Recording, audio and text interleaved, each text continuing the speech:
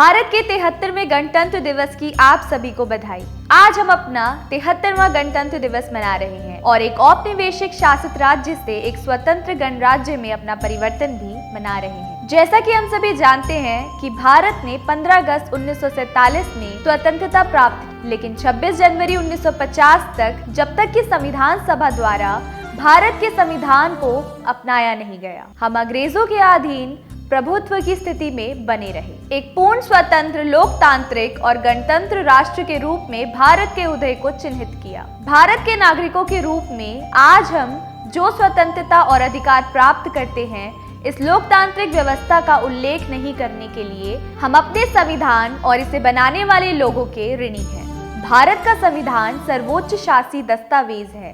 यह भारत की एक नियम पुस्तिका है जिसमें एक सामान्य नागरिक के अधिकारों से लेकर उसके राष्ट्रपति के अधिकारों तक सब कुछ शामिल है। यह नागरिकों को मौलिक अधिकारों और न्याय, स्वतंत्रता और बंधुत्व का आश्वासन देता है। आज ही के दिन भारत का संविधान 1950 में लागू हुआ था। हालांकि संविधान सभा द्वारा 26 नवंबर 1949 को अपनाया गया था। 1930 में भारतीय राष्ट्रीय कांग्रेस द्वारा 26 जनवरी को भारत को पूर्ण स्वराज घोषित किया गया था।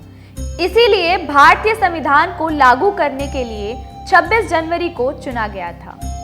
इसके लागू होने के बाद भारत संघ आधिकारिक तौर पर भारत का समकालीन गणराज्य बन गया, जिसने भारत सरकार अधिनियम 1935 को मौलिक शासी दस्तावेज में बदल दिया था। हमारे देश को संविधान द्वारा संप्रभु, समाजवादी और लोकतांत्रिक गणराज्य घोषित किया गया था। हमारा संविधान भारत के नागरिकों को उनके बीच न्याय, स्वतंत्रता और समानता का आश्वासन देता है। हमारा भारतीय संविधान संविधान सभा 389 सदस्य द्वारा तैयार किया गया था।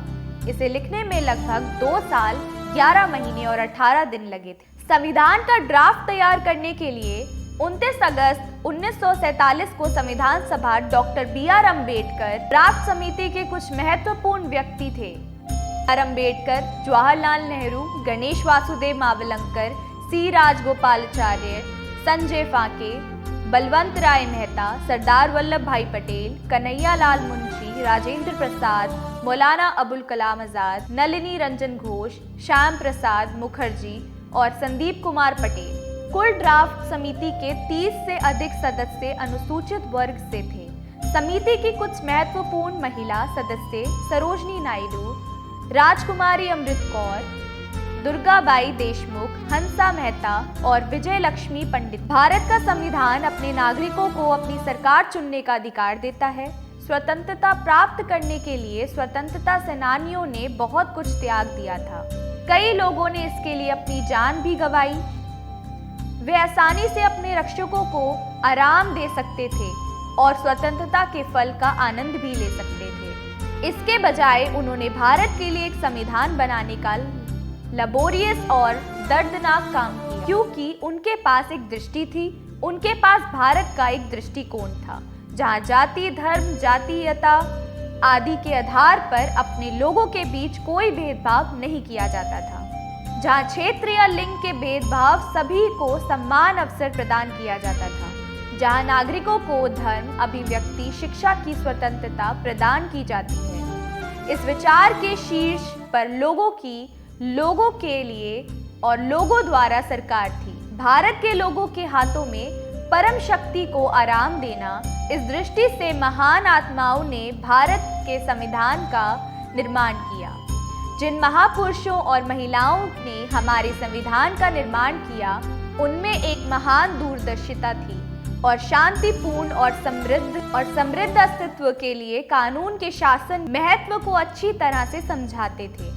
गणतंत्र होने के अर्थ और मूल्यों को समझना हमारे लिए बहुत जरूरी है। गणतंत्र होने का अर्थ है सरकार का निर्वाचित स्वरूप होना, जनता द्वारा लोकतांत्रिक व्यवस्था के माध्यम से निर्वाचित होना।